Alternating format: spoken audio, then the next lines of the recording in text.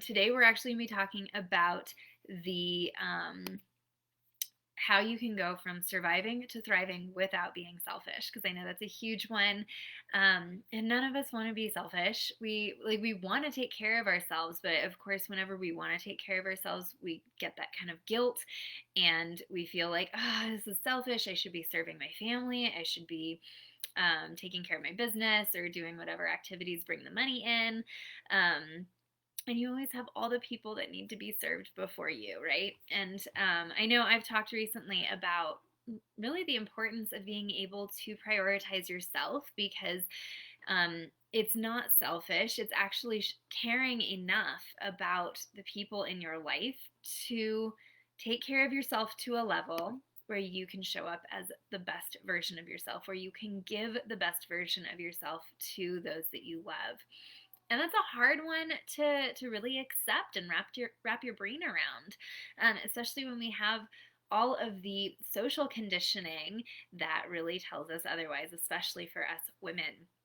So I wanted to talk about that today. So yesterday, we talked about really what's been keeping you stuck in survival mode. And I shared the first two stages of the four stages that people seem to go through. This is what I've noticed, is that people go through these four stages along this journey of going from surviving to thriving.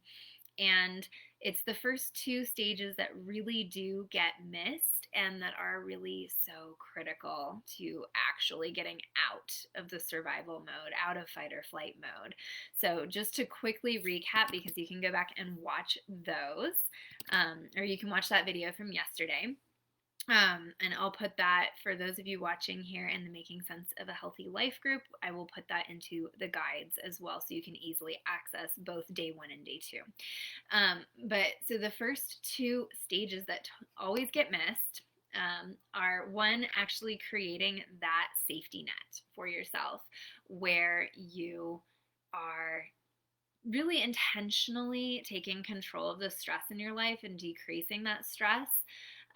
Really intentionally protecting your energy, where it's basically that step that takes you from being in constant reaction mode to saying, okay, enough is enough.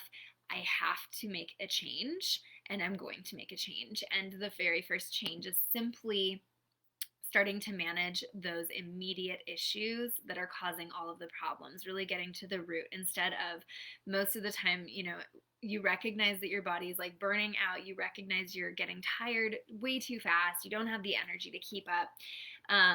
And so society has trained us to then be like, okay, cool, I'm going to go on a diet and I'm going to start exercising. But that doesn't get to the root of the problem. That just loads on even more stress. And especially when you add in like the diet and exercise culture of our society, it creates so much guilt and anxiety, and it actually really just degrades the relationship that you have with your body and yourself, so that you really, any little bit of self-trust you might have had left really kind of goes out the door when you dive into these, like the fad workouts and the fad diets and stuff. So instead of loading on more stress, stage one is really facing what is stressing you out, what is overwhelming you, and what is sucking the energy out of you head on, so that you can lay the foundation that you need so that you can actually take the next steps without being in fight or flight mode all the time. So let me know too. Hopefully this thing's working. It looks like it's working, but I keep getting this like notification that it's like it doesn't have enough bandwidth or something. I don't know. It's weird. But hopefully this works. I'll go back and watch it as well, and I can always re-record it if we have to. But I wanted to get this out here for you guys. So stage two, the other stage that gets missed, kind of builds on stage one, of course. And this is the stage where we really redefine your diet and exercise culture. So instead of like, so once you have gotten your nice foundation, right? Once those immediate stressors are getting dealt with, and you're like, okay, cool, I've been protecting my energy, and now I have the capacity to go to the next level. That's the next point where people would usually want to add in like the diet and exercise, instead of doing that, because of course that's still just stress and it's guilt and it's anxiety and it's not actually supporting your body in the way that it needs. So instead we swap that with the stage 2, that really gets overlooked. It doesn't get addressed at all. And that's where you actually reconnect with your body and you leverage your body's natural innate ability to heal itself and to generate its own energy. So as soon as you start moving in ways that feel good to your body, not just doing the next workout that you've been told to do, right, and pushing yourself through it, you're actually finding the ways that of movement that feel really good to your body, and that will generate more energy for you. But you find that, you find the foods that really nourish you, body, mind, and soul. So you're not just stuck on like health foods that you hate. That you're actually learning how to reconnect with food, to recognize how food affects you and how it supports you. And when you do those, your body is actually able to heal itself and recover from all of the injuries and bad food choices and the stress and the anxiety and everything that has happened to you over the course of your lifetime.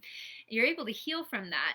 You're able to reconnect with your body, rebuild self-trust with your body and with yourself.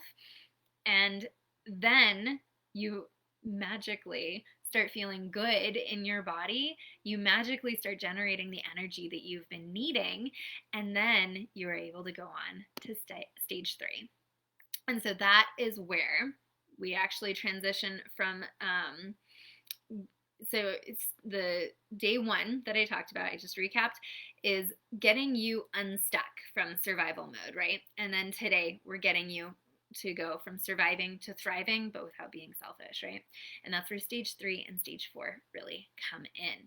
So in stage 3, this is where we're basically redefining your approach to life. And that sounds really big. So let me explain it because it's not big. The idea behind all of this is it's actually very natural and very intuitive and very easy. And if you've been with me for any length of time, you've heard me talk about like the 3E formula that's really required to actually succeed at this stuff, which is like if it's not easy and effective and enjoyable, then it's not going to work for you. And so obviously you need to find what lifestyle, what habits, what strategies are actually easy, effective, and enjoyable for you. Not like what's worked for Susie down the street, what actually works for you, what's in alignment for you.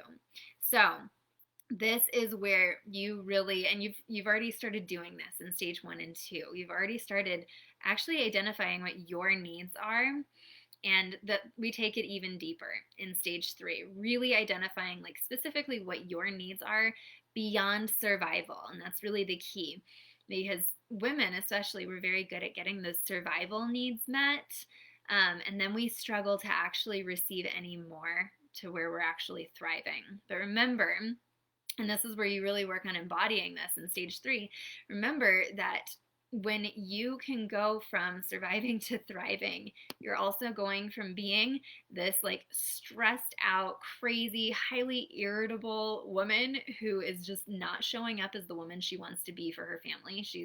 Your kids don't need crazy, stressed out, irritable mom, right? They want fun, calm, supportive, empowered mom who is raising them to be the best version of themselves because she is the best version of herself. She's modeling that to them, right? That's who your kids need. That's who your husband needs, or your spouse, your partner, whomever. And that's what your friends need. That's what your business needs. Or if you work at a job as well, like that's what they need, is the best version of you. And so keep that in mind when you are struggling with that sense of like, oh, I just don't want to be selfish. I don't want to ask for more than what I need.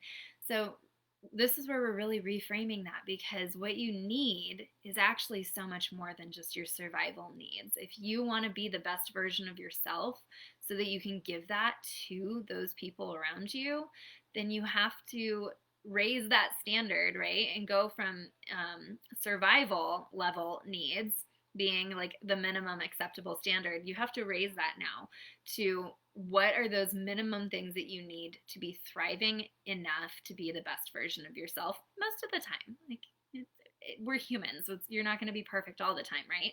But we have to raise that standard so that you can then be the best version of yourself and be able to give that to everyone around you.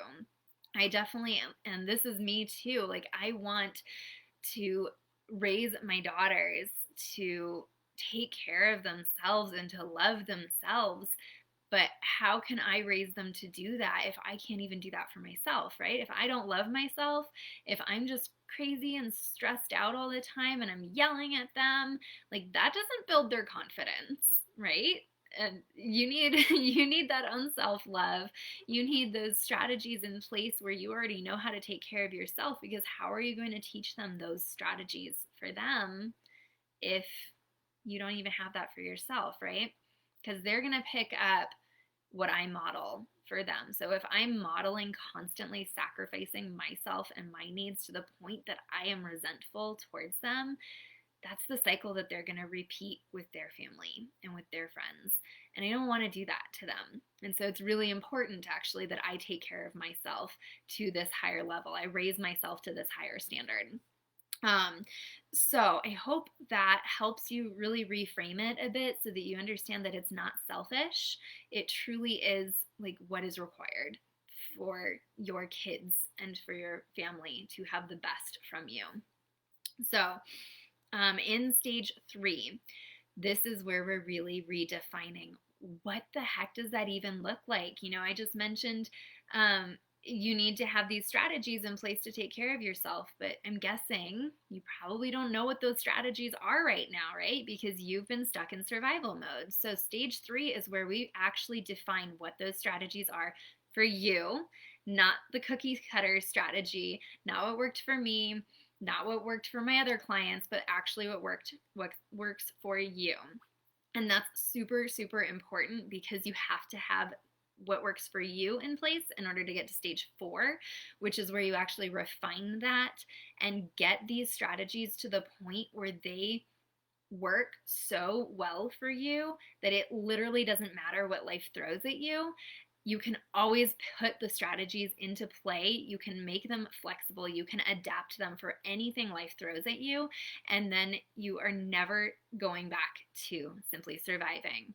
Like, there might be periods of heightened stress. There might be periods where you start to slip back, but these strategies have become so innate to you that you are able to just quickly adapt them, get yourself back on track, and continue thriving and moving forward, even if craziness, everything's hit the fan, you know?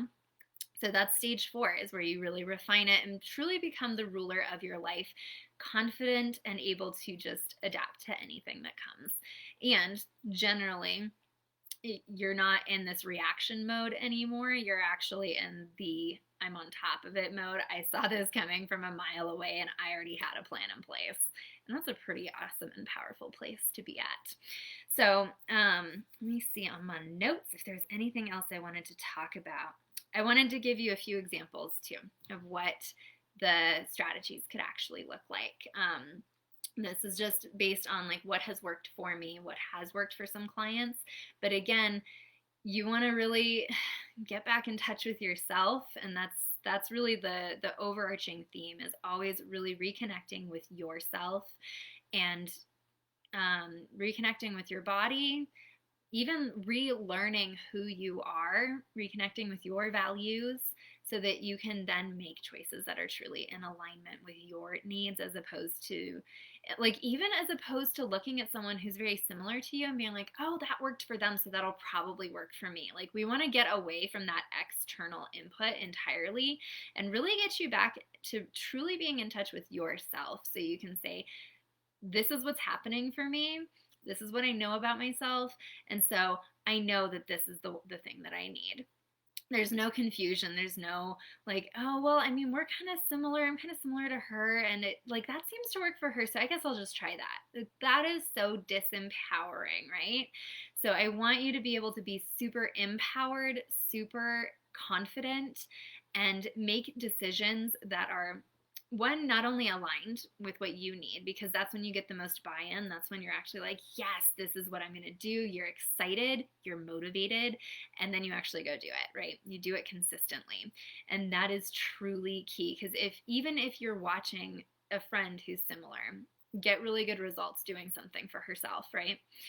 If you try to do what she is doing simply because it's working for her, you have nothing to keep you going when the going gets tough, or when a curveball comes your way that has not come her way. So she's not been able to model for you what happened, or like how to deal with it, right? Suddenly you're just like, but I don't know. I guess I'm done with that. Now I fell off the wagon. Now I'm full of guilt and I'm stressed out again and I'm unhappy with myself. And there goes the same cycle again. So it's really critical that we come back to reconnecting with you, getting to know your body, getting to know your needs, your values, and making choices from that place. And that's all in stage 3. So, some examples, because the idea is that we not only break that cycle, but we, of course, then replace it with the customized and flexible and sustainable, really like 3 key, super key words, right? I just talked about why customized is so important. Hopefully understanding like stage 4 is where you really learn how to apply these strategies to absolutely any situation. It's where you're really making them flexible and adaptable. And then, of course, I mean, sustainable, it almost goes without saying. I know everyone who has come here into this group is here because they are looking for the sustainable strategies, as opposed to those quick fixes that they then yo-yo back and end up worse off than they were. But sustainable is just, it's so key, because you want to be able to continue this for the rest of your life. You want to, and not necessarily like continue a specific habit for the rest of your life, but you want to be able to thrive for the rest of your life, right? Like that's really what sustainable describes, is sustainably thriving and feeling good in your body and feeling confident as the person that you are, and really ruling your life from that place. That's what sustainability gives you. So we want to make sure that you're actually coming up with those strategies that are customized to you, aligned with you, that are flexible, that you can do for the rest of your life and sustain for the rest of your life, sustain that thriving for you. And then, of course, all of these strategies that we identify for you need to match that 3E formula of easy, effective, and enjoyable. That way you will actually do them. And you don't have to be stuck doing the same exact thing for the rest of your life, but that's where stage 4 really comes in, where we take like, oh, this was working, now it's time to mix it up, and this is how we mix it up, and we don't miss a beat. Like, you don't backpedal, you don't lose the ground that you've made, you're able to adapt very smoothly and gracefully. So just a few examples are like, again, finding movement that feels really good to you, actually recognizing what you enjoy to do with your body, since your body was made to move. And so that can look like many things, again, depending on who you are, what your history is, and which stage you're in too, because maybe we need to first get you moving in ways that help heal your body, so all those aches and pains can go away and you can finally get comfortable in your body. Once that's done, maybe it's actually getting to explore what your body is capable of and challenge yourself a little bit so you can build that confidence and trust with your body. Or maybe it's simply just getting back to an activity that you enjoyed, like dancing or hiking or something like that. So there's a lot of flexibility with that, but that's one example. Another example of a strategy would be really creating a healthy and positive relationship with your food, where instead of feeling like you have to follow this diet or stressing about what time you're allowed to eat, you are finally able to recognize which foods really make you feel your best, and feeling empowered in your decisions of what you eat, because you know it's supporting you physically, it's giving you energy, it's nourishing your body, or you even know that you want to enjoy a piece of cake or something that would generally be considered unhealthy, but you know that you really enjoy it and you are feeling so good in your body that you're in a space where there's no guilt about choosing to eat something that tastes good and it nourishes your mind and your soul. And so being able to actually have that kind of relationship with food where you know what to eat, you know when to eat because you're totally in tune with your hunger cues. You're not dependent on some outside protocol to tell you when and where and how to eat. You just know because you know your body. You know when you're hungry. You know what foods make you feel good. And you are empowered to choose only what you want to eat. There's no restriction. And that's a pretty magical strategy to have in place, too. So ultimately, the goal, especially as you're in stage 3 and moving into stage 4, is to really create this routine and this lifestyle where you always feel revitalized. You wake up every day feeling excited for the day and joyful, and you have this purpose that you are so excited to fulfill. And so that is really the ultimate goal. So that gets you through all 4 stages of the transformation to take you from surviving to thriving without being selfish and without having to put everything on hold. So let me know where you are at with those stages, where you feel you really need support. And of course, Emily and I have put together the Whole Self Revival, which is a 3-week program designed to rapidly take you through all 3 and potentially into the 4th stage. The 4th stage generally is one that takes refinement over time. But so our goal is to really take you through those first 3 stages so you have a massive kickstart in 3 weeks. Only 3 weeks, which is crazy to think. But yes, you can actually go from stage 1 to stage 2 to stage 3 within 3 weeks with the right support. That's why Emily and I joined forces here so that we could really get you maximal results as quickly as possible. And so it's really just in time for the holidays so you actually get to be thriving for the holidays and actually enjoy that time with your family. So we're going to be doing an official launch on Tuesday. So be sure to look out for us to go live and share a little more specifically about the program itself. But right now we have it open. It is open for registration. I'm going to be dropping the link for you guys so you can go sign up. We're going to start December 1st. So it's going to go December 1st through the 22nd. And so we've priced it too so that you can really join in. It shouldn't be a hardship. Let us know too if you want to be involved and you need support to make this happen. Let us know because this is an incredible transformation and we really don't want you to miss out on it. So it can just change your life so much, so much. So I'll drop the link for you and you can go check that out. Let me know if you have any questions. And again, stay tuned on Tuesday. We're going to be going live, I believe, to really launch this baby. And it's going to be amazing. So let me know if you have questions. Have a beautiful day, you guys. And let me know again where you're at with these stages and where you want to be. Like, what does it even look like for you? Have you thought about that? Let me know. So that's it for now, beautifuls. Thank you so much for watching and have a beautiful, wonderful rest of your Saturday.